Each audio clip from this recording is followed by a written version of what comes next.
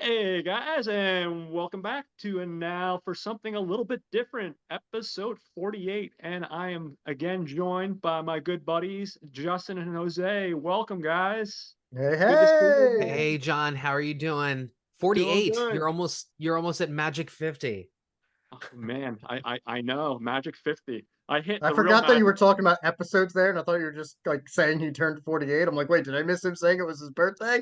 I was like, No, no, no. Me and I think me and Jose hit the other Magic 50 this year. I think his was in June. I think mine was in July.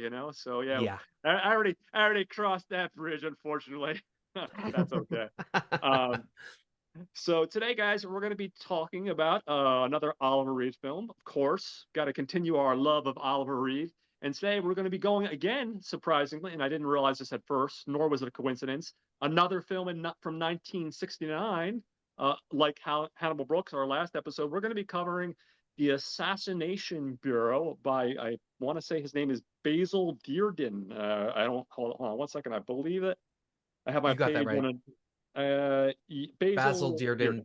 Basil Basil Dearden. Dearden, Yeah. yes. Because I'm horrible at Whichever. pronouncing names, so I might as well start right off the get-go and just fuck him up right continuously throughout our episode. But all that said, we're excited to be doing another episode, and I saw this movie probably right about the time we did, I think, the Devil's episode with you, Jose, and Hmm. I thought it was a really interesting film, which I'll go into and elaborate more later. And I was like, you know what? This is just, I think, something that should be covered because I don't think it's one that's talked about a lot. Um, I didn't realize it. I don't know how, because I thought I catched every episode, but I guess they did cover it on the Gentleman's Guide to Midnight Cinema. I want to say Huh. last year, Sam told me. But I didn't Oh, even realize they covered it. But I think it's one that doesn't get talked about enough, and because of that and that alone, I figured, hey, it's worth having a conversation of. Um, so with all that said, I guess before we start our actual conversation about the film, I'll talk to you guys and see what everybody's been watching lately. I don't know if either of you are interested in going first. It doesn't matter. go yeah, red. I was gonna say I can go first. Yeah. All Go right. first. So we are in spooky season, but what I love about spooky season isn't just the horror movies, 'cause I watch those year round. What I like is the fact that it is Halloween season specifically. I So love I it. like to watch movies set on Halloween. 9 times out of 10, they wind up being horror movies anyway. But there are certain, broad comedies or anything that just set on there. And there's one that I've been kind of meaning to watch for a while, and I happened to find it on VHS like a few weeks ago. So I was like, Nice. well, this is how I'm kicking out for October, and that would be 1980's The Hollywood Nights.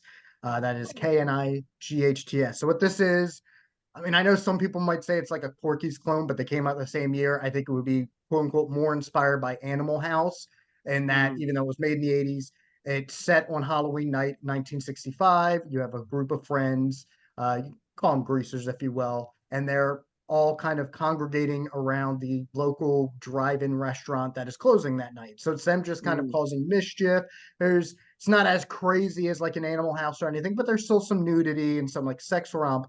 But it's notable, one, because you have, the likes of Tony Danza and Michelle Pfeiffer are in this, which it's funny that they end up being the couple because it's pretty prescient considering they would blow up very shortly after this, that they end up being the ones that got paired off. But yeah, it's just a lot of them coming to terms with, they're all going to be either graduating high school or starting college. Some of them already graduated, but kind of figuring their life out, mm. going off to like Nam to war. So it kind of hits a lot of familiar beats, but I liked those beats. I like seeing Fran Drescher, and there's somebody else whose name I'm forgetting about.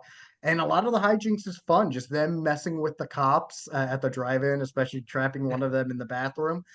I like these kind of movies, and it Awesome. had a nice Halloween vibe. Like, I always kind of like seeing movies set in like the 50s or 60s because their Mm, Halloween, I think, ends up being more kitschier, which is kind of the Halloween that I actually like because, again, since I do horror year round, like I love seeing all the like modern decorations, the really crazy Freddy stuff and all the skeletons. But for me, when I think of Halloween, I think of when you're a kid and like, yeah, there's some spooky stuff, but a lot of it's just the really cheesy looking like ghosts and goblins and skeletons. I like that because that is more of fall in my mind. mm. So I kind of like watching these. So I'm pretty sure you could probably find this. This might even be on Tubi.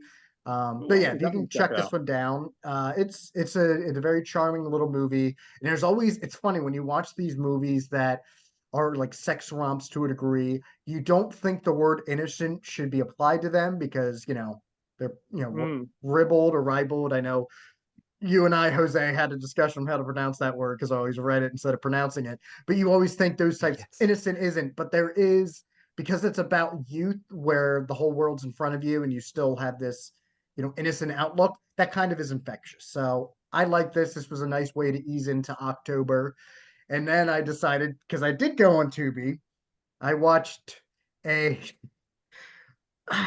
a rough horror anthology from a few years ago called Halloween Friends. Now, the actual like short horror films that are within, most of them aren't good outside of one, but they're not that bad. And it's yeah. clear that these were just maybe they the filmmakers of the wraparound knew these other filmmakers and put their horror movies in, but they're not really set on Halloween. There's just one that's kind of a parody of Red Rum, The Shining, but it's an obvious gag. There's another one with a blind date, obvious gag. Mm, There's a Timu version of What We Do in the Shadows with some of the Universal monsters, which got a couple of laughs.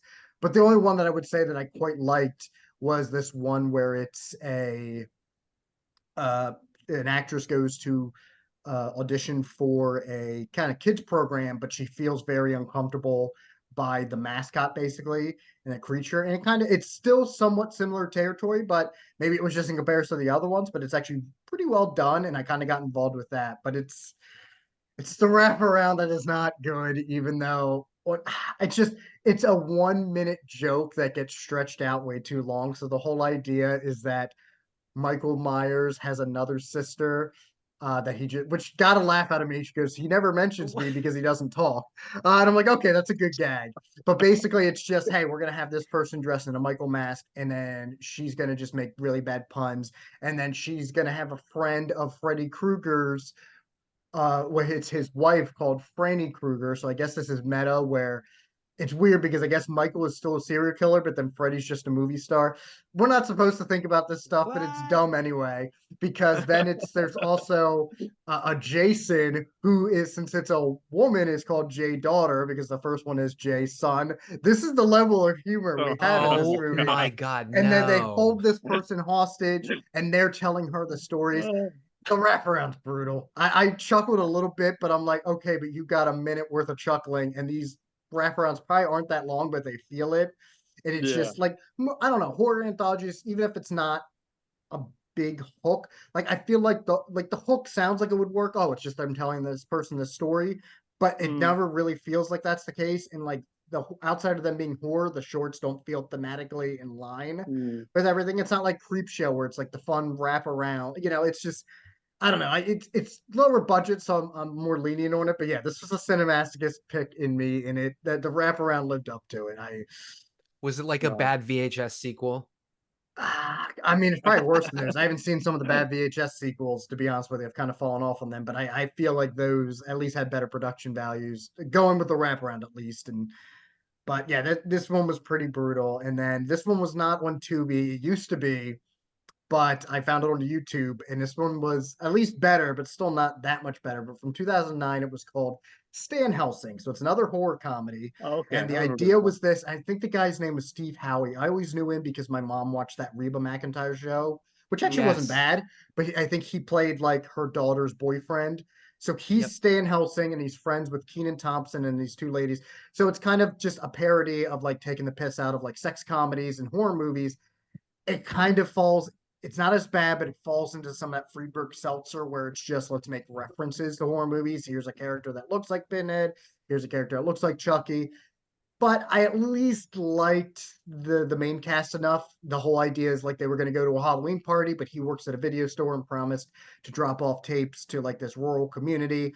Everything that can go wrong does go wrong. They encounter the creepy gas station. They go to the town or the little cul-de-sac that turns out it was a former movie studio, and they all think he's a descendant of Van Helsing. It kind of works, kind of doesn't. It's better than Mm, Halloween Friends. I think putting it on after that helped, but it's still kind of like 2009 humor. A lot of it just kind of falls flat, or it's just like mm. they or like there's the gag where Leslie Nielsen is a waitress, so he's a waitress, so he's dressed as a woman, but that's it. It's just, oh, here he is dressed as a woman. We don't have anything else for Leslie Nielsen. He just has to be here and say inane dialogue. So it's like, not as bad as some of those date movies and epic movie, but not much Yeah. better. And then I switched it up. One of the last two movies I watched wasn't set on Halloween, but I've been wanting to watch it because it's been in my collection for a while. That being Paganini Horror, which I believe was Luigi Cozo, I believe, did that one. Oh, okay. Cozy. But this one's kind of fun. It's from late 80s. It is this female like heavy metal hair band. They end up getting like this sheet to a classic Paganini uh, musical composure, but it turns out it's haunted. So they start getting kind of attacked by this almost Phantom of the Opera looking killer. So it's kind of a giallo, but it's more of a slasher. Donald Pleasance like pops up every now and then as like the person who gave them like the piece of music. It's no great shakes, but it has a really fun soundtrack. The print from Severin looks good, and it kind of hit that sweet spot of just like cheesy '80s, almost slasher giallo that I like. So that Hmm. one was kind of fun. And then last night, I'm not going to go through the whole thing, but I did return for those that used to follow me on Watch Get Plus. I have not done my virtual parties or marathons in a while, but I had to bring it back for the Halloween season. So I do a whole bunch of like Halloween specials and episodes, but I always end it with a Halloween themed movie. And this year I finally decided to do the BBC classic from 1992, Ghost Watch. And what if you don't know what Ghost Watch is, it is, I guess you could say it's similar to like a Blair Witch or even easier to Late Night with the Devil this year. That kind of inspired me. But the BBC did a mockumentary where they took some of their real broadcasters and they made it seem like they were investigating a haunted house. And Okay. as things went more awry in the production, people at home, a lot of them didn't realize this was fake. Maybe they didn't catch the beginning where they quickly did. People bought into it because it's really well done. It takes its time. It's a slow build. They have a lot of like the interviews with the skeptics and old ghost stories throughout, and they even throw in some spots where they almost trick you into thinking it's going to go one way and it doesn't. And maybe watching it now maybe be seen as just kind of boilerplate or just kind of common, but just the way it is done is really, really eerie. So even if you, Hmm. you know, don't know that, oh, people thought this was real, you can be like, I can see why as like a fake broadcast found footage this works. Because Hmm. obviously, since it's from the BBC, it's not. I know one of the complaints people have with Late Night with the Devil, which a little bit from me, but I was forgiving, is that it wasn't like lo-fi enough. It was too high def or something from the 70s. Hmm. Yeah. This, since it is pretending to be a 1992 broadcast, it feels like that. Obviously, Hmm. the copy's a little bit more cleaned up over the years, but it still feels like that. And the way that they handle the ghost in this, that got nicknamed Pipes because the mother would try to tell the daughter, oh, it's the pipes making the noise. So she would call the ghost pipes. And I always recommend people go on after watching the movie because if you look online, this is one of those productions where I love where they sneak pipes the ghost in the background of shots. So you don't Oh, always nice. see it right away. Some of them they'll have like callers come in, oh, I think I saw this. But there are other Hmm. times where they do not have anyone mention that, and you don't notice it until like I even now I was starting to notice, oh, that's where he was because I didn't notice that the first time, and it just makes it a little bit more unsettling. And I love ghost movies that do that, where it's not everything is going to be on the forefront, and it kind of gives that sense of dread. So I Hmm. always really like this. It did seem to go over well. I believe Shutter has this. I just went off of a copy that I had, but if you haven't seen this, it's really well done, and Hmm. I also recommend it. It should have programmed it where I would have done it the fallout afterwards, but like seeing some of the news broadcasts or like their type of Donahue type shows where they had that fallout and it's like people going like, "What did you think this was funny to the producers?" I'm like, "Well, I don't think they thought it was funny. I think they were aiming to scare you, and they did. They didn't Hmm. expect this to be a War of the Worlds type situation, but Yeah. so it's very That's interesting. I haven't awesome. checked it out. I definitely recommend it. It holds up really well on rewatches. I always kind of think like something like that would be a one and done, but seeing the craft and I think just how it's done, I really liked it. No, that definitely sounds intriguing to me because I had never heard of that, and I think like a lot of people, I try to stay on top of what's out there, even the older stuff, and I never even heard of that one. So I'm definitely gonna search it out. So hopefully Shutter has it, and definitely give it a watch for sure. That reminds me of Justin, you loved the it was by Chris LaMartina, and it was you would buy the movies and they were like VHS-y Oh, in some ways. WNUF Halloween special, which yes was That's it. 100% inspired by that, and then his Oh, mega okay. far out there Halloween tape. We were actually talking about that last night too, and that was definitely because that was when I did the first year I did it. I ended up doing the WNUF Halloween special because I wanted to show people, and the wraparound of that is basically the same thing, a news broadcast from in the early '90s investigating a haunted house. So it was very heavily inspired by this. Obviously, much more tongue in cheek and having more Mm, Americanized too, because I don't know if there was the versions of Ghostwatch I have always watched is just like the movie proper, so it's just 90 minutes. I don't know if I don't know though with BBC. I don't know if a program like that would have had commercial breaks anyway. So maybe there wasn't an original broadcast with commercial breaks because I'm thinking about it mm, now. BBC could have just been presenting that as because that's more like a national funding. Because mm, whenever I watch the movie, unless they edit it well for like later releases, there's never a spot where they're like, we're going to go on a break and we'll be back. It's always, while they go do something, we're going to go talk to this other person. So it doesn't ever mm, seem like there's an actual natural commercial break. But now that I think about mm. it, I'm not familiar enough. I mean, anytime I watch something off of the BBC, it's after the fact, so it wouldn't have commercials. So I don't know how Right. their commercials work over there. I don't That know if it's sounds like great. a I'm so sorry I missed the virtual party. oh, Yesterday that's okay. I had rehearsal, and of course I was off for like 2 weeks. So that rehearsal was like a huge catch up, and then I had to see Joker, and then yeah. Yeah, So no worries, not at all. I say I kind of it was somewhat of a last minute. I think I gave everyone like a week and a half's notice because I wasn't sure if I was going to pull it off, but I was like, I got to do it this year, and I don't know if I'm going to keep it up, but because I do want to do more of these, but I felt the easiest was like, well, I'm just going to pull the old Facebook account back up because I don't feel like reaching out to everyone individually. So I'm like, it is easier to promote this on the Facebook page, but yeah, it was still a good turnout. And what I like about doing those is I do them 13 hours and people can come and go as they please. You get people coming at all different times. So, and it's another year where I never had a spot where nobody was there, which is always kind of nice, you know? Well, that's awesome. So that brings us to you, Mr. Jose. What have you been watching? as I have mentioned, Yeah. I'm in rehearsals for a community theater musical, and then of course work, which has been a little bit nuts. Um, but it's not as nuts as my other job, so yay. Um, but after we saw The Substance, I Mm. revisited Adrian Lyne's Indecent Proposal, which it's one Oh. of my it's one of my favorite movies like Mm, ever. It's based on the novel by Jack Engelhard, and of course it stars Demi Moore and Woody Harrelson and Robert Redford. Um, if people haven't seen this, basically the concept is there's a couple, an adorable couple that loves each other, and one's an architect, another's real estate. They fall on hard real estate agent. They fall on hard times. They're at a casino trying to like drum up money because they're really far in debt. That's a lot of setup for a romantic film. Yeah. Anyway, at the casino, she meets Robert Redford, who is like this like billionaire guy, and he says to them, "This is the indecent proposal. I will give you $1 million if you let me spend one evening with your wife." And then, of course, emotional chaos ensues. But Adrian Lyne, I just love his movies and the way that his films are shot. Woody Harrelson, Demi Moore, I mean, they are like at the height of their beauty perfection, and Redford even looks super sexy and gorgeous, and I just had to revisit it after seeing The Substance, which if you guys haven't listened to, we did a crossover episode of Not a Bomb and Watch Skip Plus where we talked about Comic-Con and all the movies. We all hung out together.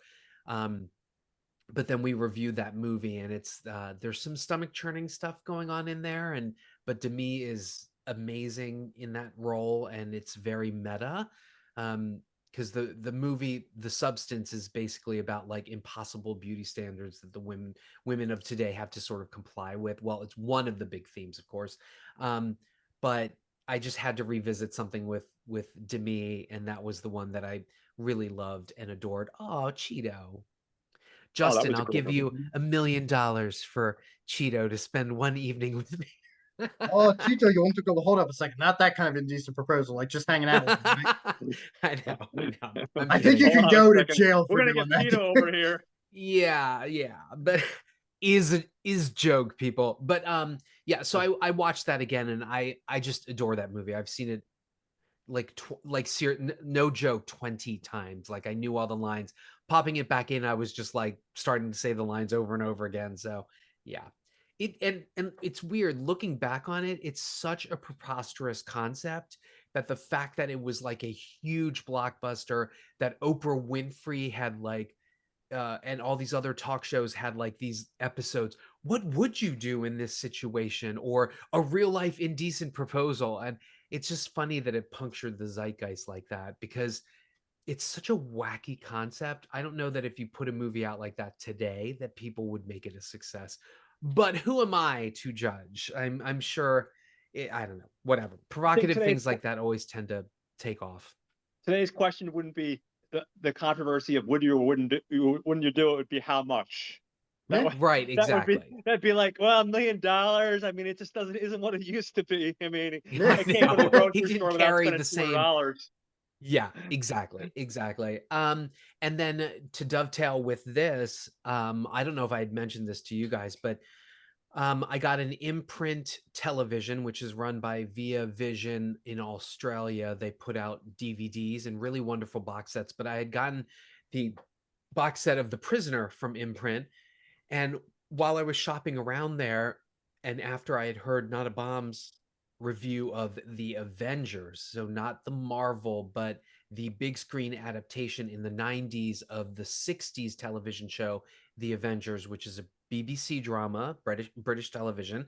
Back. Yes, exactly. And so that film starred Ray Fiennes and Uma Thurman, and it was a notorious bomb. But from that movie, I happened to go back and actually have DVDs of the Avengers. And when I was on Imprint's website, I saw that there was a limited edition box set of all the Emma Peel episodes. Ooh, Emma Peel was played by Diana Rigg, who is in there you this go. film. And so I ended up replacing my DVD sets of my Mm, Emma Peel mega set collection with the imprint Blu-rays, and I've actually been watching all of those Avengers episodes for like I think the last 2.5 weeks. Actually, I've gotten through a right. good number of them, but I'd seen them all before, and so just revisiting them in a wonderful restoration of each of the episodes. And if anybody's ever seen the Avengers show, it's very 60s television. It's very British stereotype, very polite. The stories you really do kind of have to pay attention to because there's this very efficient sort of storytelling where if you Mm, miss a fact, you'll be like, wait a minute, what just happened? Why? So you kind of have to pay attention to it, which is good. mm, And it just makes me fall in love with Patrick McNee, who was the first John Steed. I just think he's like super sexy and wonderful. He's a Scottish actor. He's so cool. But yeah, I've been pretty much watching those, and then I ended up watching. I went to the theaters to see Joker Folie à Deux, which is our next episode for Watch Skip Plus. And I will give a little bit of a spoiler here, and then I'll leave it to you guys to listen to the rest of the episode. But um, I am not a big Joaquin Phoenix fan, especially not after a recent debacle where he and gay filmmaker Todd Haynes, oh, I heard about apparently that. Yeah. Mhm. Phoenix had brought him a script. They had developed this thing. It was going to be a gay drama, a love drama between Joaquin Phoenix, who was to play the lead, and a um, Mexican immigrant set in the 1930s. I forget who the other lead was going to be, but he's actually really, really good too. I think he just ended up in a Marvel movie, which is pretty fantastic. But nonetheless, uh, Joaquin Phoenix dropped out of the production 5 days before it was supposed to start, and you can't recast a role like that, especially something as emotional as this. And so basically, everybody was out of a job, and Fucked that up. did not sit well with me because there are rumors that he sort of does this. Um, and so I was ready to hate this film. Also, there was very bad word of mouth coming out of Venice and the Cannes Film Festival where it premiered. And the movie, unfortunately is tanking. I think from Friday's box office and previews to Saturday, there was something like a negative 80% drop, which is Mhm. Oh my God. not good for a film that cost nearly 200 million. And so the spoiler of this is that I really loved it, and it's the reason why I go to theaters to see cinema, because um, Todd Phillips, the director and the co-writer of this film, took a very, very big swing. Um, Mm, Unfortunately, the film is probably longer than it should be. There's probably about 5 musical numbers that should have been cut. And I think they would have tightened things and made things more impactful. But one of the things that I love about this is that it is a comic book movie sequel. So, I mm, mean, I know Joker was never intended to have a sequel, but I can see this being a bridge to a third movie. And I know we all complain about the Marvel films, about how they're formulaic and they're really just bridges. And we always hunger and say, why don't we have something that's like a vision, that's new, that is a comic book movie, but really isn't? And even though it's a bridge, it's something new that we're looking at. That's this film, and I mm, find it interesting that people are shitting on it. It's probably way too much in the other direction from the first film for people expecting a sequel to Joker. Um, but even with all of its flaws, I really kind of took to this.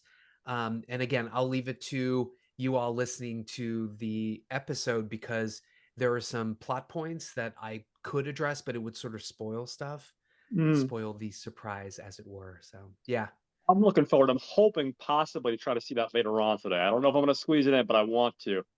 And yeah, it's interesting you bring up the first one because the first one was a huge financial success, but even that one, like, listen, and I'm not judging anyone, so I don't want to come off like a prick here, but I know a lot of people in our film groups that automatically attack the first one because of the influences of the two Scorsese movies. Mhm. A lot of people yeah, were like, and it's like, I get it, you're right, it's borrowing from those two movies heavily, but it still matters to do its own thing and be unique. And for someone like Todd Phillips, where we associate him with, like, let's face it, you associate Todd Phillips with The Hangover and yeah. all these An like old goofy kind of school, movies, you yeah, know, just to take a swing and do something different than what people associate him with, I give him credit for doing it. You know what I mean? Because it's hard. I've often had the conversation about actors going from like comedy to drama or drama to comedy. Same thing with directors. I feel like if you're known as a Hitchcock, people want you to make Hitchcock films. You know what I mean? Like, if yeah. you're the guy that's known for making a certain type of film and you do a completely different type of film, it's hard to do that without people like just automatically, unfortunately, crapping you know what I mean, all over it. So I'm really looking forward to the second one. I read a lot of the same thing like you did. I read a lot of the reviews and I thought it was going to be like, with Megalopolis, where I still haven't seen yet, but where a lot of people were Ugh. like, I know, I heard the episode, but like I haven't seen the movie, but like I thought it was gonna be one of those things where I'm like, oh, maybe I should just avoid it completely. But I still want to see it, and it's good to hear your little mini review because it kind of gives me hope for it because I kind of feel like I'm also partial to musicals too. I tend to like musicals, so I think I'm gonna like it. So it's I good. think I'm in the minority here. Justin, have you seen it? I have, and Okay. I will say this: I did not like it, but I did not hate it like a lot of people did. I did like the Yeah. fact that it was swinging for the fences. Actually, I know you said it should have probably cut 5 musical numbers. I kind of wish it would have pronounced those a little bit more because I liked the idea of the juxtaposition between this, morose character study and social commentary and how we, abuse are mentally ill, basically, with Hmm. these fantastical music and how we use it as an escape. So I kind of feel like that element kind of worked, but I just feel like a lot of it's social commentary, the cult of personality, and that I just didn't feel the edge there. I felt it was lacking a certain edge to really kind of take those over. And I think even though I know it was its point of being, I don't want to say lackadaisical, but it wanted to be more dreary in a tone. I Mm. think that since it went so heavy with that, I think its commentary for me just kind of fell flat because it just teetered more into at times being just a bit too boring. It, Mhm. it is interesting though because like obviously it went too much in the opposite direction for some people, or I know those who like the first. Some are saying it kind of just feels like it hates you, even though I don't think it does. But I I also don't wonder understand that. The film But hates you. I don't because understand some that. because a lot of people feel what they took away from the first Joker, it's now beating you over the head with, or they feel is going against it. I will say Mm, though, the one thing is, and I kind of had the same feeling with the first movie, and I didn't mind. I did partially like the first one. I do think he played too heavily into his Scorsese and uh, tricks because it did feel a little bit too much like King of Comedy for me, even though that is my favorite yeah. Scorsese. But he has enough of his own vibe. I just don't. I didn't feel like, kind of like where with Adam McKay, I feel like with The Big Short, he really found his own in another format. I don't feel like Phillips. I love that he's taking these swings. I love the production values in both movies, especially this one. But it Mm, still didn't quite feel like his own yet. It felt like he was still getting his, feet wet, so to speak.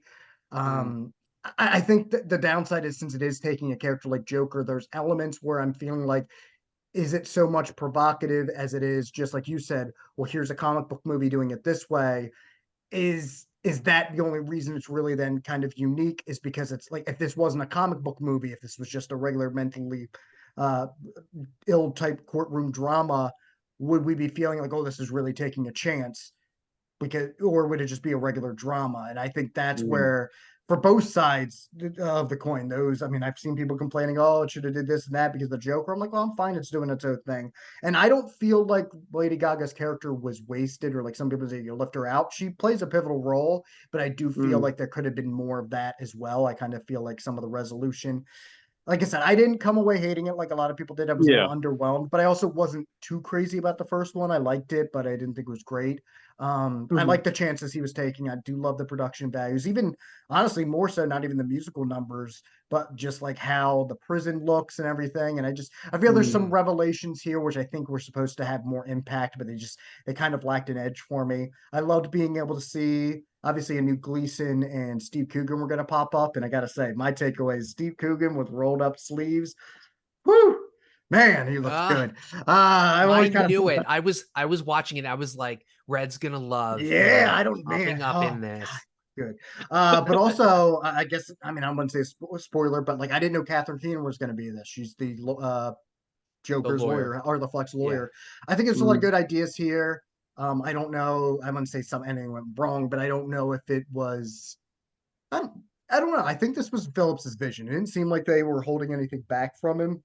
So Mm. I know that there was always, when you try to look behind the scenes of like, well, he didn't want to do a sequel, but I also didn't get the feeling like this was, well, I didn't want to do a sequel, so I'm going to tank it. It did feel like he finally tried to find like a certain vision.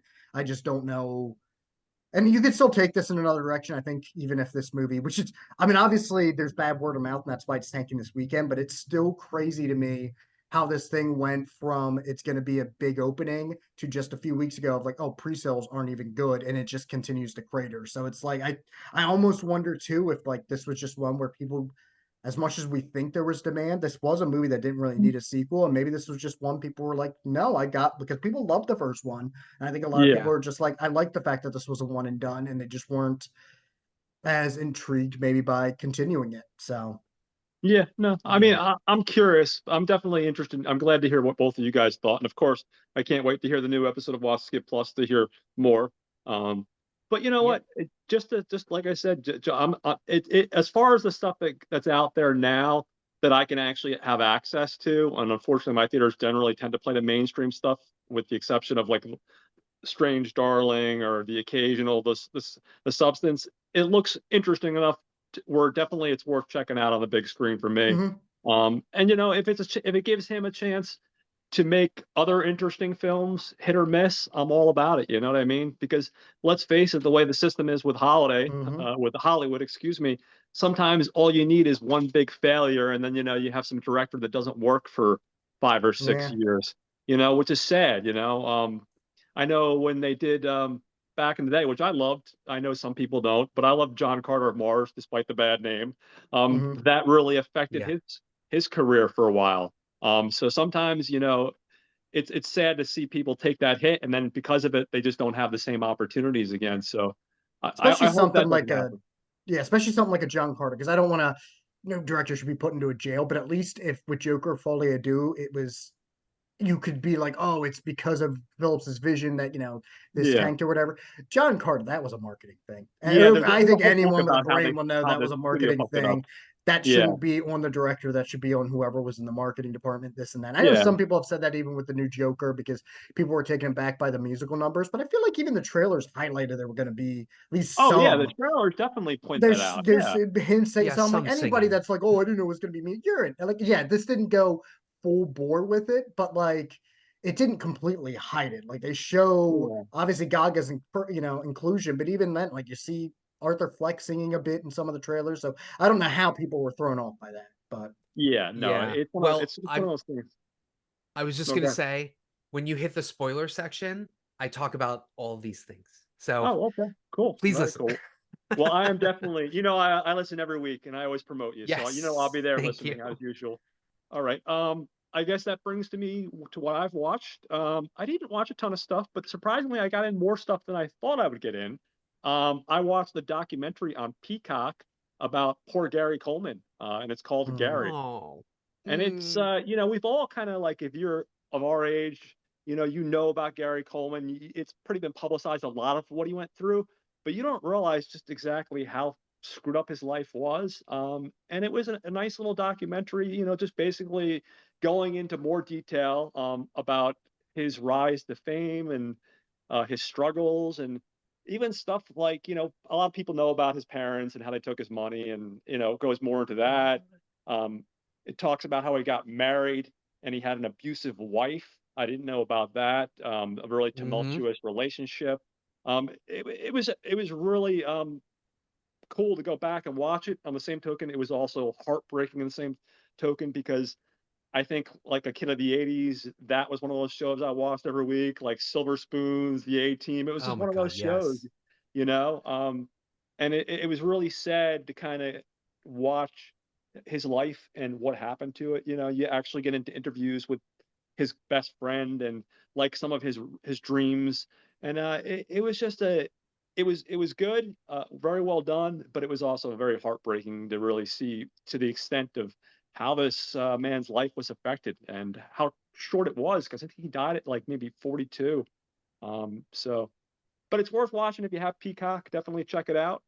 Um, then next, a film that I've wanted to watch for a while, and I don't know how it's managed to avoid me, which is a film by director Mike Hodges called "I'll Sleep When I'm Dead." It's got Clive Owen, it's got Malcolm McDowell, ooh, and it's got Charlotte Rampling, and it's basically a revenge story at its core. You have Clive Owen, who is a guy that was a British gangster. He put that life behind him and he started anew. He's kind of like a drifter, and he's kind of leading his own life as a drifter and doing his own thing. And meanwhile, his younger brother, Jonathan Rhys Myers, Oh. kind of takes over his life and to a certain degree. He starts dealing drugs and he starts getting into that world of criminal activity. Well, needless to say, not to spoil too much, he dies, unfortunately. He gets brutally killed. And of course, Clive Owen finds out about it and he goes to make good on this situation. And it's about a man that's coming to terms with his past life as a criminal, but then also trying not really, he doesn't want to get back into that life, but on the same token, he learns more and more about to the extent of how his brother was killed, and it gets really dark. Um, Ooh. and it's just a really fine film. I also didn't write anything up on this, so I'll briefly mention the same director, Mike Hodges, by the way, Flash Gordon. I love Flash Gordon. I didn't Yeah. realize he made this movie. I mean, it's a completely different tonal movie. He also did a movie that I think more people might be more familiar with, Croupier, which is his next Yeah. mhm. film, that was the With one that Clive kind of like Owen. that was the one that brought Clive Owen to international fame. Like he had already done a bunch of stuff, obviously in the UK and stuff, but that was the one that really put him on the spotlight, I think, internationally. I've always liked, for the most part, Clive Owen. I've always thought he was one of those guys that I think he still has a pretty relevant career, but I think he definitely could have been like a megastar. I know at Mhm. one point around the same time that Craig was up for casting in the James Bond, a lot of people were kind of putting him in the spotlight of him as a possible contender. Um, Yep. he's done a lot of really good projects, and it seems like he's done a lot of independent films over the last 10 years, and a lot of like miniseries. And I didn't look into this more, but I have a feeling that's the kind of stuff that he's just into. Like he's into stuff with Mhm. more meat on the bones. Like, because I definitely think he could have done more marquee stuff. I mean, I look at a movie that's like a personal favorite. I know I've talked to Troy about this on Not a Bomb. Um, Shoot 'em Up with Monica Oh, Bellucci I and love Paul Shoot 'em God, I Up. love Giamatti. So Shoot 'em much up. fun. That is such So a good. fun movie, and there's another example of a movie that really it was so much fun. I would have loved to have seen that blown up and do Yeah. a couple sequels, because it was such a fun movie. So he definitely can do those type of movies. Another movie I saw recently, which I won't go into detail, but I was in a Clive Owen movie. I watched the movie he did before um, these movies came out called Green Fingers, which is a comedy where he's also playing a prisoner, and he gets put in Yep. this uh this prison where it's kind of like more of a prison that's more progressive, and he ends up becoming a gardener, and it's kind of like a romantic comedy. There's a lot Yeah. going on. That's another really fun movie. Um, and then from there, I went from that kind of movie, that dark movie, and then this was one I watched last night. I didn't even realize it came out in '96. It was popped up on Hulu. It's Woody Harrelson, so I'll watch anything with Woody Harrelson. I just love Woody Harrelson, and it's called The Sun Chaser. Hmm. Um, Surprisingly enough, I did not realize who directed it, but the guy that directed this is Michael Cimino. Michael Cimino, obviously, Oh, Heaven's Gate. Thunderbolt and Lightfoot, Deer Mhm. Hunter, Yeah. Heaven's Gate, bunch of other really big movies, and it's basically Woody Harrelson's actually not playing what you expect from Woody Harrelson. When most people think Woody Harrelson, we think of like quirky, wacky, kind of crazy, natural born killers Woody Harrelson, or like goofy comedies. He's playing the straight Cowboy Way, man. White Men Can't Jump. Yeah. He just Yeah. that his personality. This one he's playing like kind of like an uptight oncologist at a hospital. Oh, Um, he's kind of like a big shot, and he's forced to give treatment to a prisoner, a young prisoner that's 16 years old, that's dying of cancer. Played by a guy named John Cena. Um, and basically, John what ends up Cena. yeah, John Cena. He's been in I Carlito's love Way, him. 12 Monkeys, Dear Oz. God. If you like Yeah. sci-fi television shows, he was recently on a show called La Brea, which is a really Yep. good sci-fi show. That's the most Yeah. recent thing. Um, but yeah, so this prisoner, this kid, 16 years old, he finds out he's dying of cancer. Woody Harrelson is the reluctant doctor. He doesn't want to take care of this kid because he's a fucking prisoner, and he knows it's going to be trouble. And of course, trouble ensues. The prisoner ends up kidnapping him, and he wants to go to this Navajo ranch out in Arizona because he thinks there's this healing lake that's going to heal him. And over the course of the Okay. movie, essentially, they go from hating each other to slowly becoming kind of like friends. And it's just this really sweet movie about this journey of these two people from two different worlds, kind of coming together and connecting, kind of learning more about each other. It surprised me because, like I said, it wasn't your typical Woody Harrelson fare. And like I said, it was a Woody Harrelson film that I hadn't seen, so I was like, okay, let me pop it in, see what it's all about. Um, and then I have one more, and this one I didn't write anything down because the only reason I'm mentioning it is because Justin mentioned a film with Tony Danza. So I watched the remake of 12 Angry Men Oh, because I recently upgraded to 4K, the original. And if you got the Kino 4K upgrade, it comes with the remake, which is directed by William Friedkin, and it has Tony yep. Danza, has Jack Lemmon playing the main role that Peter Fonda played, and it has a bunch of other actors. And because I'm bad and I didn't write this one down, I forget the rest of the actors. But the two big names are Tony Danza. Not really. Well, Jack Lemmon's the big name, Tony Danza, and there's a slew of other character actors, if I had written down, I could have given you the list of the cast, but I Uh, didn't. George Um, George C. Scott, Hume yeah, Cronin, Courtney B. Vance, James Gandolfini, there you go. McKelty Williamson, William Peterson. Jesus, he's the new William Shatner, by the way. William Peterson, as you know, To Live and Die in L.A. and CSI. Mary McDonnell, Edward James Olmos. Yeah, it's kind of a crazy cast. Yeah, and I should have remembered people like James Gandolfini, but I saw this one last week in all defense. my defense. And you know what? Surprisingly, now I should have, of course, assumed it was going to be good, but that first original movie is such a, in my opinion, such an amazing movie. I wasn't sure Yeah. how this one was going to measure up. And I'll tell you what, man, William Friedkin, in my opinion, brings it, especially for a TV movie back in 96, Mhm. 95. I think this came out. It's 97. really, it's impressive. Everybody Yeah. does a good job. Even someone like Tony Danza, who you think, who's the boss, or that movie you just described, The Hollywood Hollywood Night. Knights. You're like, hey, how's this young buck Hey. from the Hollywood Knights gonna do 12 Angry Men? No, but He's yeah, just a boy. He's I not mean, even a boss. exactly. What the Who's the hell? boss now? Exactly. But no, I mean, listen, it was impressive. I mean, I probably still have love for the original probably the most. But you had a young Gandolfini, like you said, you had George C. Scott, you had all these great actors, and it's definitely worth watching. And if you get the 4K, it's worth it because if you were to buy the movie, the Blu-ray of the movie, it costs like $20, but Kino had it on sale, the 4K with both the original and this for $20. So it definitely Oh, made sense. nice. And it was worth watching. Um, I did not watch this film recently, but since I'm talking about 12 Angry Men, I will mention it briefly, and I won't go into a lot of details. But if you can hunt it down, I believe it's on Tubi. In 2011, 2012, they did a Russian version of 12 Angry Men, except it's called 13, and that's also a really good variation on 12 Angry Men. And that's one of those ones I haven't gotten around to covering on the channel, but eventually I think I want to.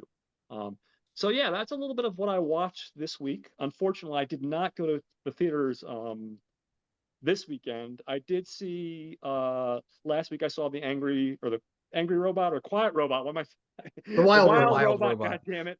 See, this is what happens when Yes. I don't write things down, guys. The Wild Robot, and of course, because I love Aubrey Plaza, I had to see My Old Ass. That and the fact the name of the movie is called My Old Ass, and the Wild Robot was fantastic. It was a great, adorable film. Good message, definitely worth watching. Aubrey Plaza, I will watch. Like I said, I'll watch her do anything, and that's a great little cute little comedy slash coming of age film. So that's the most recent stuff I've seen in the theaters. But both of those are also worth, I think, checking out. So yeah, Wait, that's a did you little. see Megalopolis? I did not last week. I wanted to, but because Okay. I wanted to see at least two movies, and because the timing of that movie, I was able to see two movies versus I would have had to just see that one movie. And I want Okay. to see Because Megalopolis because I know I because heard your Aubrey's in review. it and Yeah, she's good. She's good. yeah, I definitely do want to see it if I can before it loses. Because I know my theater it's only showing like one or two times, and of course the ridiculous times like 7 o'clock or 10 o'clock. You know, it's like I'm not doing either one of those. You know, I hate to say it, but I don't want to see a movie at 10 o'clock at night. But I Especially one that's that long. And also, yeah. if you're like Destin, you're going to a Regal. I don't know if AMC's is bad. If it says 10, it's not starting closer at 10:30, like most Oh likely. yeah, yeah. So, You got at least 10 minutes of regular commercials, and then you got 20 minutes of trailers guaranteed at least. So yeah. Yeah. So yeah, that was a little bit of a taste of what I watched. Definitely all worth recommended. Definitely worth checking out. So now I guess this brings us to our behind the scenes info, and I will pass that over to you, Jose, because you do it so well. If you'd be Okay. so kind. Sure. So this is the Assassination Bureau. This is a limited Yeah, company, can't forget that last as part. they say. Right. So this is 1969, as you mentioned before.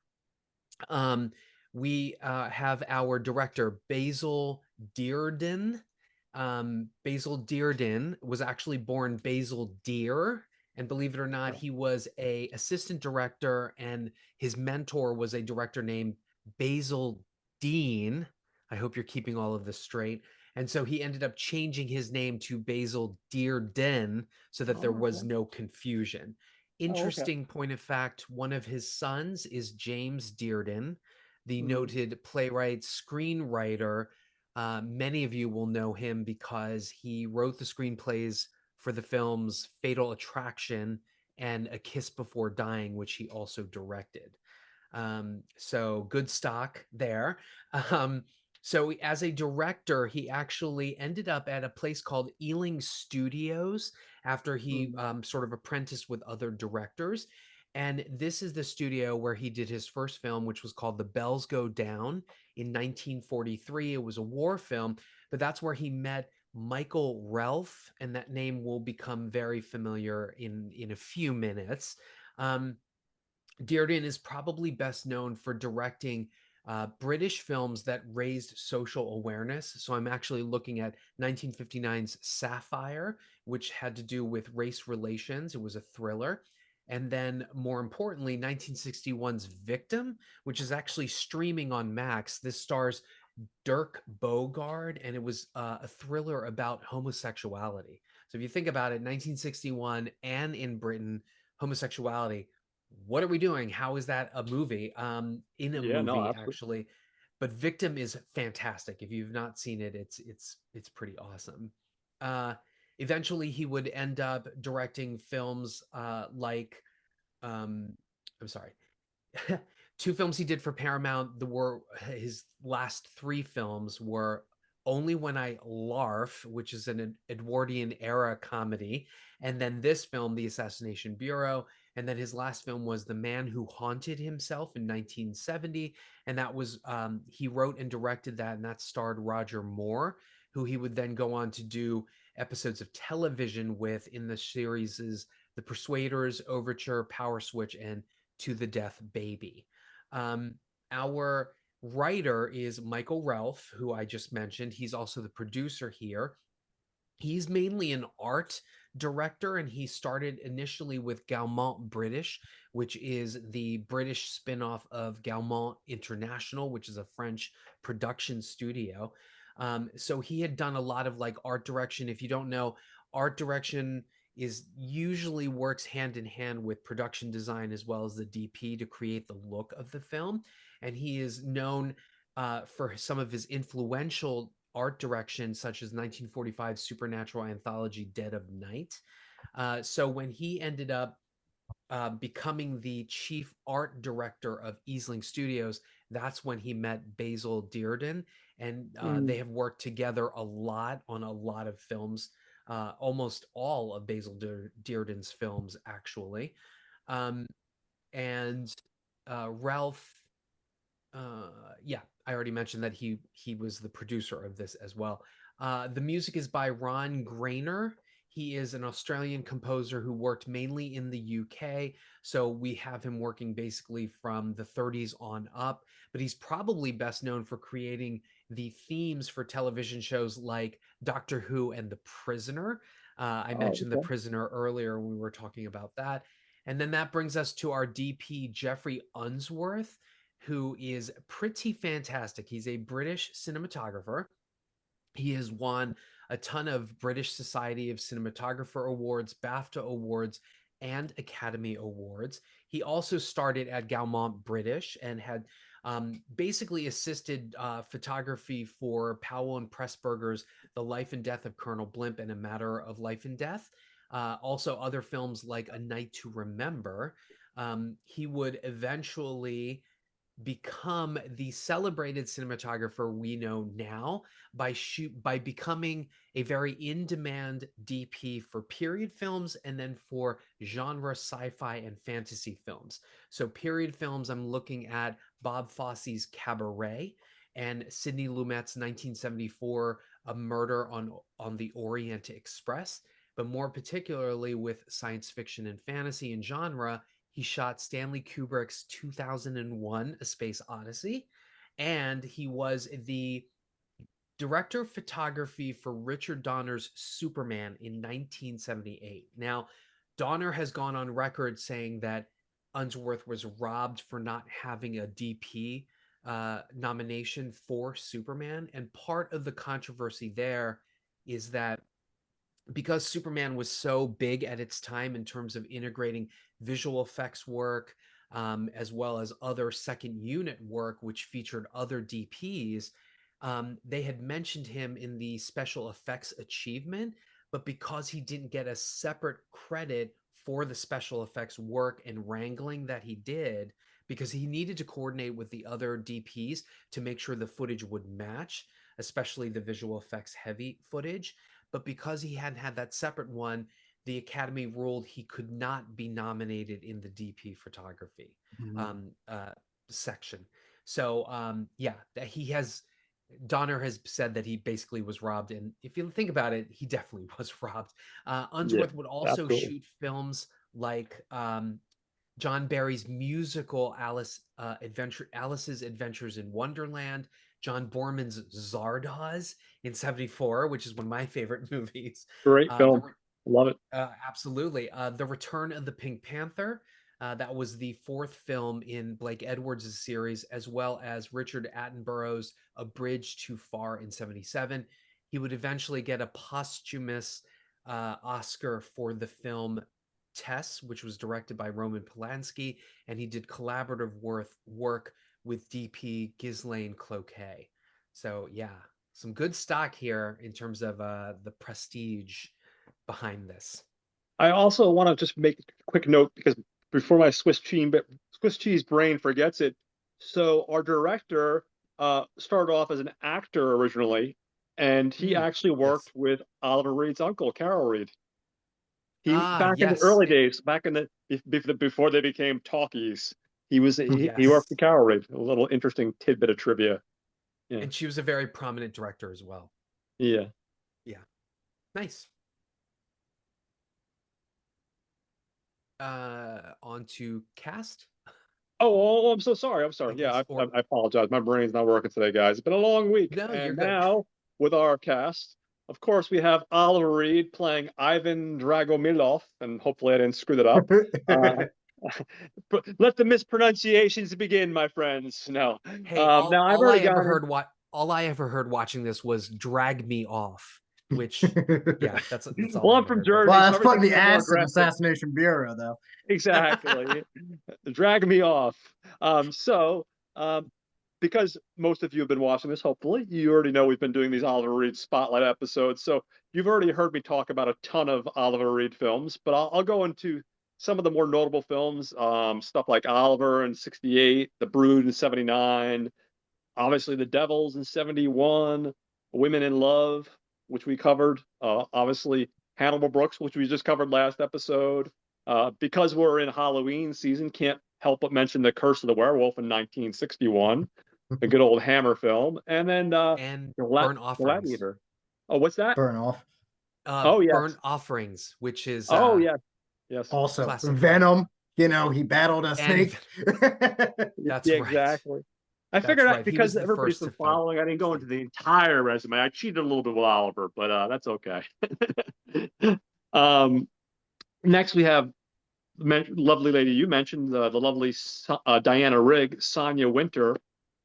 She was on the Avengers, of course. I think most people know her from that. From '65 to '68, she was in 51 episodes of Yep. Midsummer's Night's Dream in '68.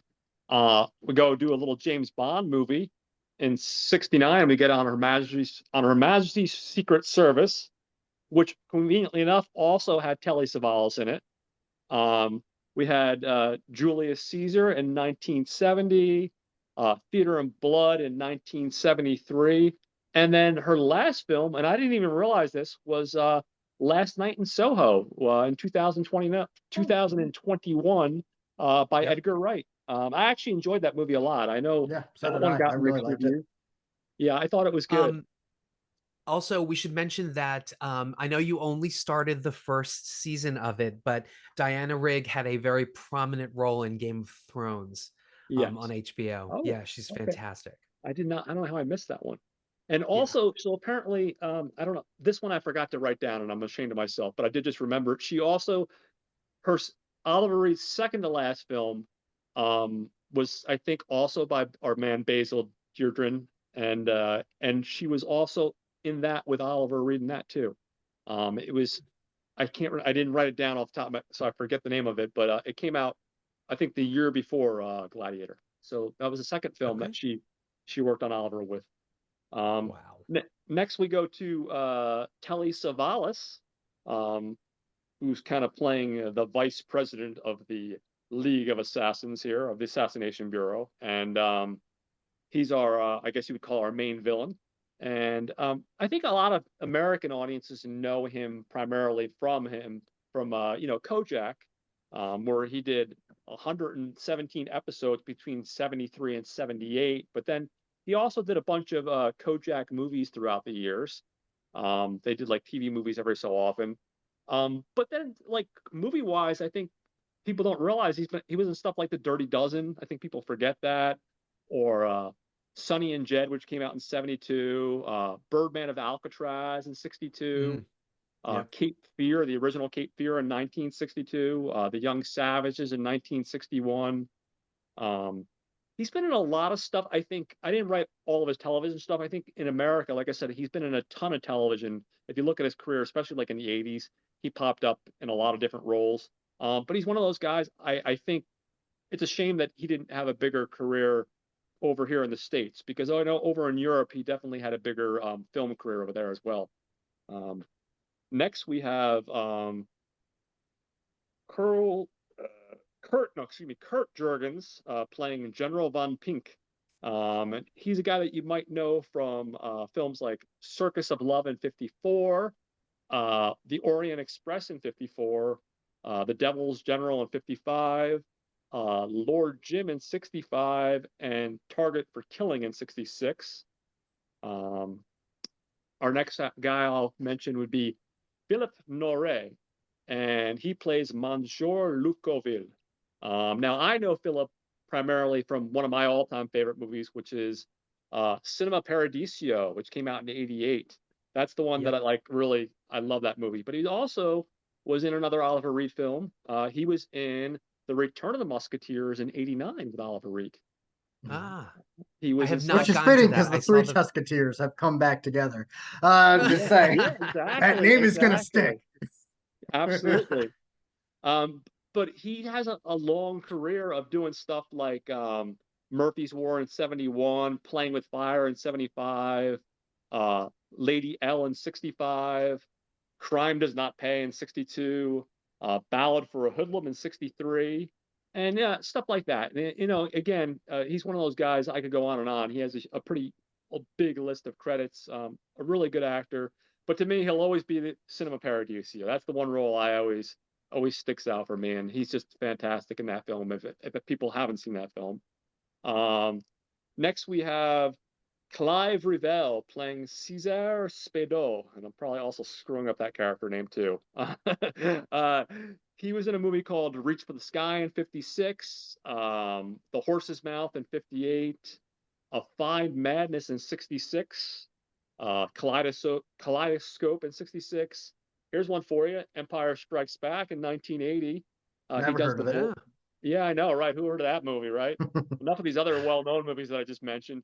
Apparently, I think he's playing the voice of Emperor Palpatine, I think, in that, if I'm not mistaken. And then Wow. a ton of TV stuff like Heart to Heart, Remington Steele.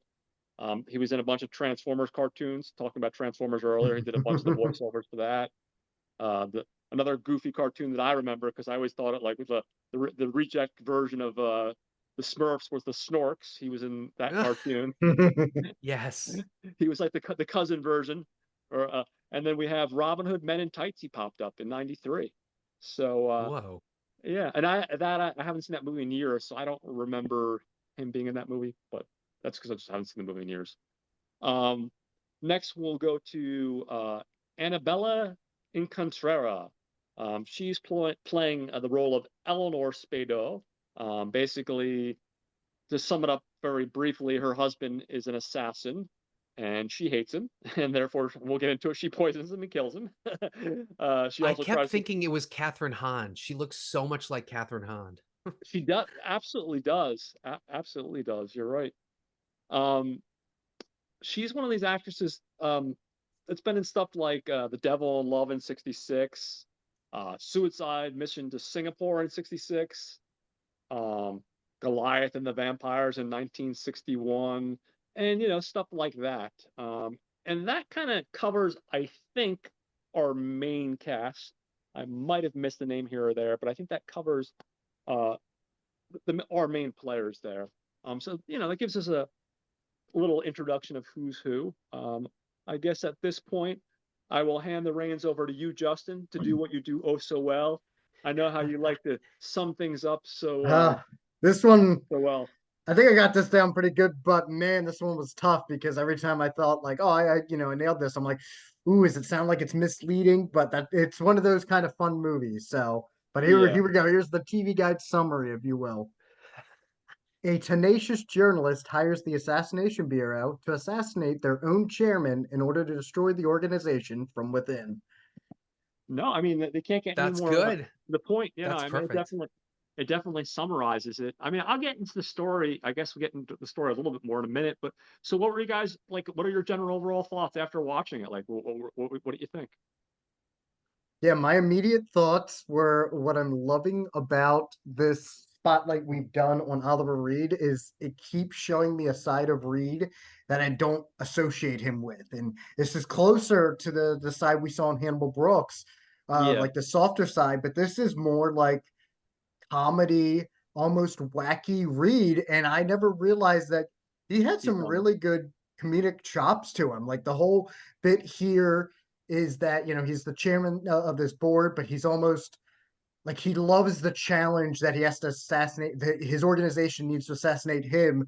So a fair bit of this for a while is him being like almost like the saint where he needs to wear these costumes or disguises, but he goes more comical with it. Like when he shows up in like one of those old school, I forget what the terms are, but like those basically the British Like Parliament, the British Guard, or the like British guards, when he's doing that, he puts on like this mustache. I'm like, it is so goofy, but it's so genuine and fun.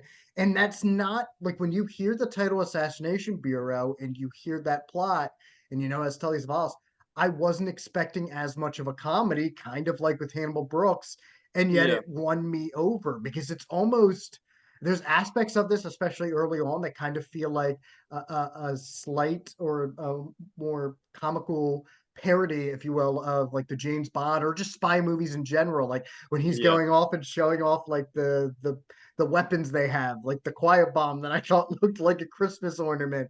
Like they're having more fun with that, or even just like them talking about like some of the more behind the scenes issues, like take a drink every time they say Mesopotamia in this movie. Like they put that in the script because they're like it's a fun city or a country to say. It's a fun word, so let's have yeah, people continually say that. And even Telly Savalas is like trying to be charming but kind of kooky up until it kind of goes. And without going too much into spoilers, I will say, like, while I liked, I guess, similar to Hannibal Brooks, I didn't realize there was going to be so many parallels to that. But similar to that, where on its own, I really enjoyed like the final set piece you get into this movie. We'll just say a blimp plays a big factor into it. It's interesting because both end up almost feeling like they somewhat belong in a different movie because both were more light and comedic up there. And while it's not dark and grim, the yeah, finales are more straightforward action set pieces that it's kind of like it almost feels like it doesn't belong, yet I still liked the final resolution regardless.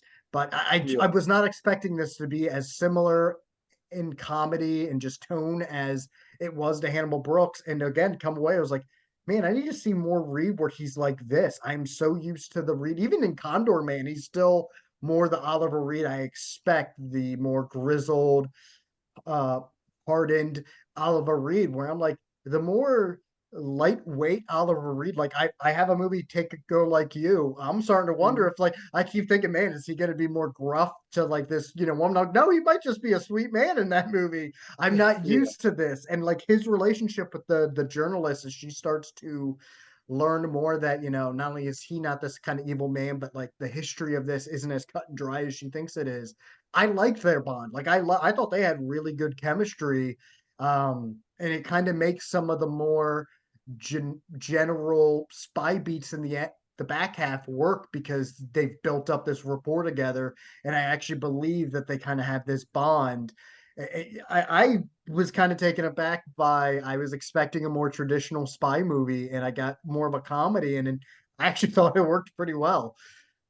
yeah. No, I would agree with that assessment. I think it definitely throws you off, like so you said, with a name like the Assassination Bureau, you think you're going to get one thing, and then it definitely plays a little bit differently. What I think is interesting is I think people, when they think Oliver Reed, so they think Oliver Reed, and unfortunately they think either like the stuff he did later on because he had to do for paychecks, which by the way, not all of that is bad, Mm-mm. and then they think of like these like intense, burning, like crazy Oliver Reed roles, and somewhere in the mix there, there's so much more range that he's shown. And I think in when the book, I think we're reading the same book, Jose. What I've gotten, I've only gotten a couple hundred pages into it. From what I've read though, in the '60s and the '70s, that's really when he had, like, he was really at his peak as far as having more choices and more options. Whereas I think later on, obviously he had to do certain roles just because of he had to pay the bills. You know what I mean? So Yeah. because of that, I think he was really able to, in that time period, the '60s and the '70s, he was really able to show off the range just because he just had that carte blanche where he could say yes or no to something. He could be like, hey, this is something I'm into doing. You know what I mean? Um, and I think seeing that other side of him, I think, is really cool.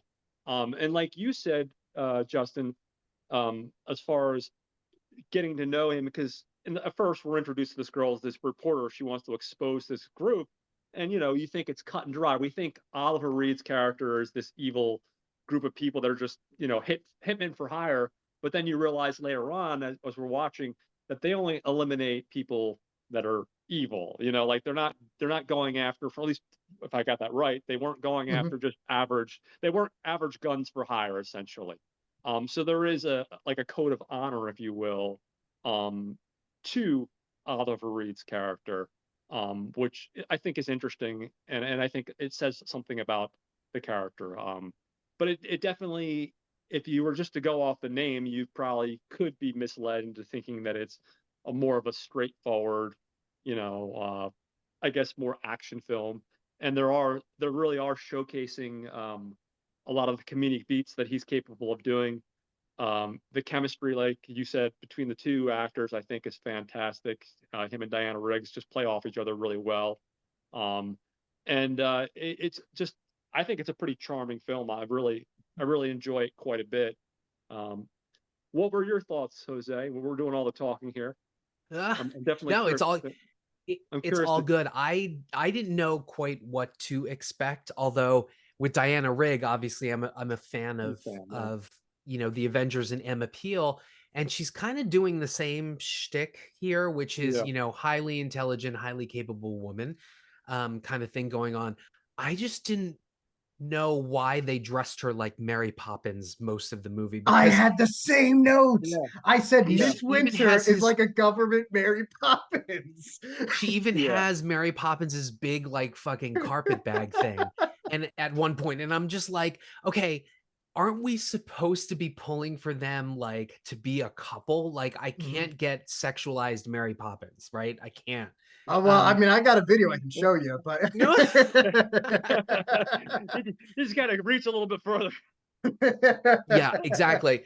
But I think so my biggest reaction to this film Yeah, was uh cheekily delightful is what it yeah, is. I mean, it plays on the British stereotypes, but it's also got this like bizarre uh uh convoluted plot. Like she's a journalist. She discovers the fact that there are these secret codes that are in the, Craigslist before there was Craigslist. It's in like personal ads or whatever, and they're mentioning like Mesopotamia and all these people are dying, and so she thinks, hey, I'm gonna strike a blow for women's equality, and I'm gonna get the story, and I'm gonna become a big female journalist.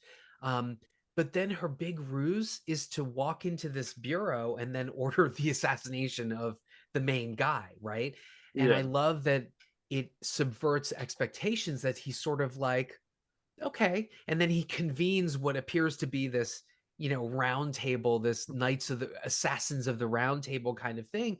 And he's like, okay, you guys are going to do this. And if you don't do it, I'll hunt each of you down and kill you or whatever. But then they sneak in this weirdo subplot that, like, you know, Telly Savalas, who initially commissions her to write the story, um, is somewhat involved, maybe Hmm. involved with them or what have you. And so what's weird is that then we get this sort of cavalcade of these little small episodes where they're trying to like uh, off the other Assassination Bureau people, and it becomes almost like this weird James Bond meets Pink Panther meets, Hmm. um, Kingsman, a Yeah. less violent Kingsman, and some of it is head scratchingly weird, like the bombs that look like either eggplants or sausages or So they said something, and sausages, but I wrote eggplant as well because I keep forgetting that like some of the sausages, especially back then in Britain, like they're very big, but Yeah, they look like eggplants, and I'm like, is it supposed to be a sexual? Oh no, he is saying sausages. But yeah, like that right. whole bit kind of feels like something you'd see out of like Abbott and Costello or something like yeah, that, where it's like, oh, but now they have the bomb and they have the bomb, but it kind of works. Or even to go with the Abbott and Costello, there's a whole bit where there's an old man at a bank where they think, oh, it's Reed in disguise and Oh, he has a bomb. And then it's yes. like the way that they mistreat this poor dude who is not, I mean, the Simpsons would do that kind of a gag where, oh, you think, yeah, oh, that's guy incognito, that's Homer in disguise, and it's just a dude that looks like Homer Simpson. And Yes. that's yeah, where And I they're getting love this it from. because Oh, they primed it with all of those weird disguises that he shows up in. And it's kind of like, oh my God, this poor guy just wants to bank his money and he doesn't yeah. trust anybody, and that's how they're treating him. But like, um, I mean, I think all you need to know is the beginning of the film. When we're watching, like, we're talking about like geopolitical assassinations, and then suddenly there's all these things where people are blowing up and it's sort of played for like ironic laughs or whatever. Like that just sets the tone Yeah. for everything, and it's such a blast to watch. Like I love the part where she's in a towel and she's trying to get the bomb out or what have you, and then he comes in and he's like, well, the bomb was placed by so and so, and she's like, I almost my life almost ended and you want to talk shop. Like it's just this great like rapport between the two of them, but it's also so weirdly outlandish, but it just works. It just absolutely works, to the point where by the time they get to the Hindenburg thing, you're like, okay, we're doing this now. Hmm. you know yeah, but I want to echo Justin's sentiments, which is, I have yet to I want to keep going with this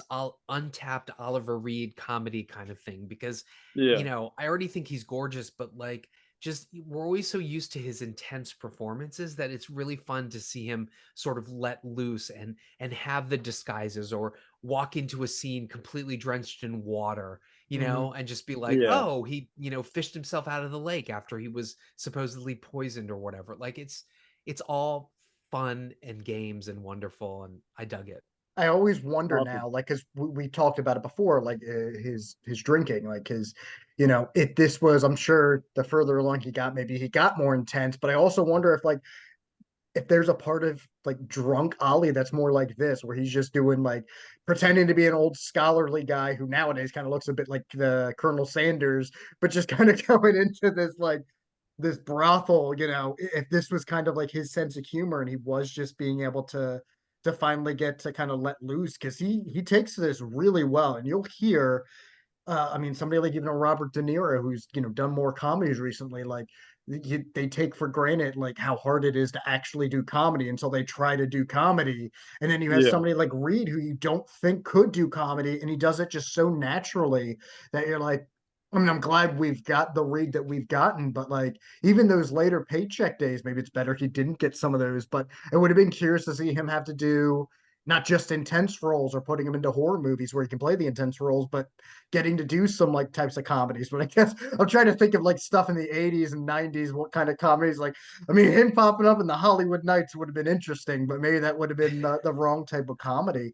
But even then, on like this movie, on top of the comedy, like not just the Hindenburg stuff, but there's even, and it's the whole bit where he's on the train. There's a good comedy of him kind of like slowly talking his like this more inexperienced, if you will, assassin, like, oh, you're gonna do this or you're gonna do that. But then there's this really good fire stunt there where it's like, with the match and like the face melting, I'm like, oh, it's like every now and then we're gonna remind you that yeah, we could still do some pretty cool shit in this as well, as opposed to Yeah, just being like you said, Jose. I think Pink Panther's probably, where their inspiration was probably going from, because I think that first one would have hit a few years before, if not even prior Yeah. to that, and was probably a gigantic hit at the time. But yeah, this was more delightful than I was like, just like Hannibal Brooks, two Ollie movies in a row that are far more delightful than I was expecting them to be.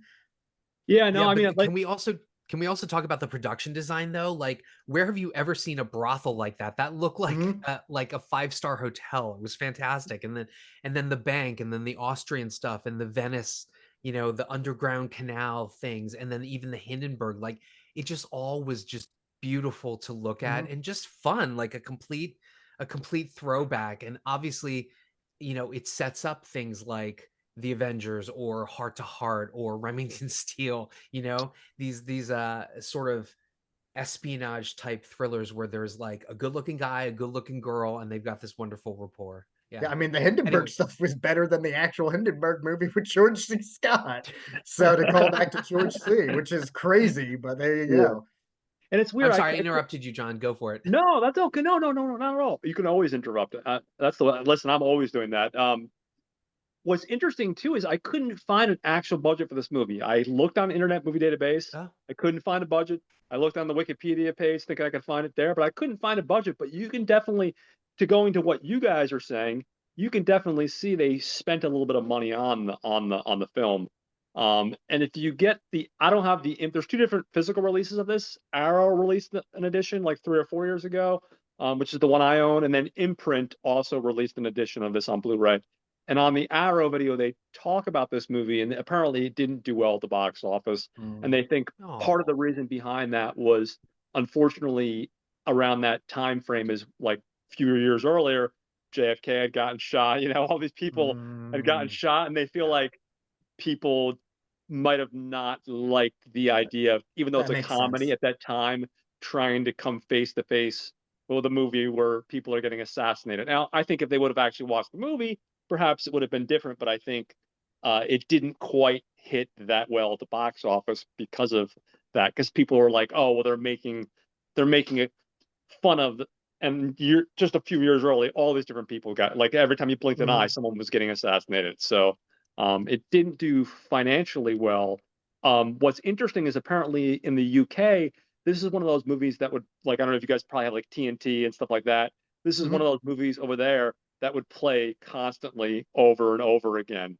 Um, Uh, so it's a pretty big staple, and ended up finding a home when it ended up making its turn in cable and stuff like that. So Well, that's good. um, I also want to mention little cute scenes, like, I think little fun scenes like in the very beginning when she's interviewing him, and he's asking her, "What's the name? What's the name you want?" Ivan Dragamov. He's like, "Can I get some more details? Approximately, what does this man look like?" She's like, "Oh, about your height and about your age." Like little cute things like that, like play into the chemistry between the two main characters, and even the other characters, even all the supporting characters, or really did a really good job. Like you guys summed it up probably a lot better than I did. Just a fun movie, just a really fun movie. Definitely worth seeking out. I think watch definitely on Tubi. And like I said, if you're a physical media person, you can pick it up through Arrow or Imprint, and they both have really nice editions. So definitely worth checking out. And like you guys said, yeah. also, I have to seek out some more Oliver Reed comedies, because I feel like there's there's probably a bunch of it that probably didn't get quite as much exposure as this one. Like this one, it probably some stuff out there that needs to get seen. So I'm definitely going to be looking for that. Well, this was Yeah, awesome. the only maddening thing for me was I watched it on Plex, Oh, and okay. Plex has the worst ad breaks because they're like Mhm. Oh man. 159 seconds. And it just sucks. Um, but Yeah. apparently there's a series called Teacup on Peacock, which looks really damn good. Yeah, I ended up watching it on Tubi, and I feel like their ad breaks are better handled, like where they drop them Yeah. and like how long they are. And I've noticed a lot of times if I go through Tubi, even though maybe with Halloween Friends, maybe I would have preferred longer breaks. But usually too, like they'll try to do we'll get the long break out of the way right before the movie or early on. So because sometimes it'll throw me off because I'm like, oh, it'll be a quick, it's break time. So let me just grab my phone and it's like one like 10-second ad and like back to the movie. I'm like, all right, yeah, cool. Yeah, no, for sure. Yeah, well, this is awesome, guys. I'm glad you guys could come again to discuss Oliver Reed. I think starting next month, we could probably move on if you want. I mean, I can keep on doing Oliver Reed all day. We'd never never grow tired of doing Oliver Reed. But I know eventually we do want to talk about our man Jeff Bridges, and we also Mm-hmm. want to talk about Nicolas Cage. So I'm Mm-hmm. thinking next month we will maybe we'll shoot for Jeff Bridges. I know that was your pick, Jose, and I know you had Yeah. mentioned a couple films, what Winter Kills and was it Mm. Fearless that you were interested in Fearless. discussing? Oh, those are both Yes. really good. Yeah, I definitely picked them both up after you mentioned them because I figured I might as well, and I enjoyed watching both those. So that'll be an interesting discussion. So I'll let you figure out which one you want to talk about first, Jose, and we'll definitely make sure we talk about that next month. Awesome. Sounds Very good. cool. Good. Awesome. Well, I am excited. with that all said, I guess I will give a shout out to everybody that shows that you should be watching. Of course, you should be watching Watch Skip Plus with Jose and Alex. And of course, the original OG over here, Red, Justin. Well, I'm sure you'll end up roping him to pop in on another episode We soon. got something cooking in the background soon, so you should be Oh, nice. seeing the OG come back for an episode soon. We got something cooking and it's bloody. Yeah, Watch it's out. Watch out. Uh, so of course you got Watch Skip Plus with these gentlemen. We have Not a Bomb with Brad and Troy. Each week they talk about a film that's bombed critically or commercially at the box office, and another great show that you guys should be checking out. Of course, the original, the Midnight Guys, Gentleman's Guide to Midnight Cinema with Sam and Will, who I know have been a huge influence on a lot of us podcasters, and they're always doing something cool. Like I know last week they did Phantom of the Opera, the '80s one with Robert Englund, which was a blast. Yep. I had never seen that movie, so I'm definitely looking forward to watching that. I'm a big Robert Englund fan, so I got to check that out. Um, we have, of course, Caliber 9 from Outer Space with Rob and Joe. Those guys have a drive-in format. It's fantastic. You get an A movie and you get a B movie, so definitely check them cool. out. And then of You've course you been on got there. What's that? Yeah, I have. You've been on I'm there. actually I'm gonna be going on Columbus Day. I'm gonna be doing an episode, so I'm Nice. looking forward to that. We also have Raiders of the Podcast.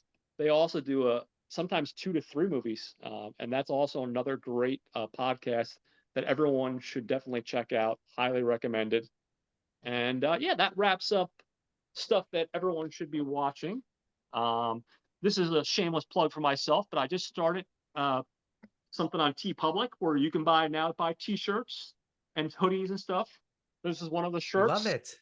Yeah. And then if Very you turn cool. around here, hopefully here I'll show you my hoodie. Got the I don't know. You can see that here. How well you can see that? You can see Oh that. yeah. Yeah, I love it. So Very cool. if you go on to TeePublic, you can go on there and they got hats, coffee mugs, T-shirts, and hoodies. We really, you don't make a lot of money because they pretty much take almost everything, but it's something cool. I figure for fans of the show, if you guys want some cool merch, definitely check it out. They're usually almost every other week they're running sales. Like I think the T-shirt was only like $16. The hoodie was a little Okay. bit more expensive, but definitely check that out, guys. And I haven't figured out what I'm doing next week on my show because, of course, I'm disorganized. But I will let everyone know.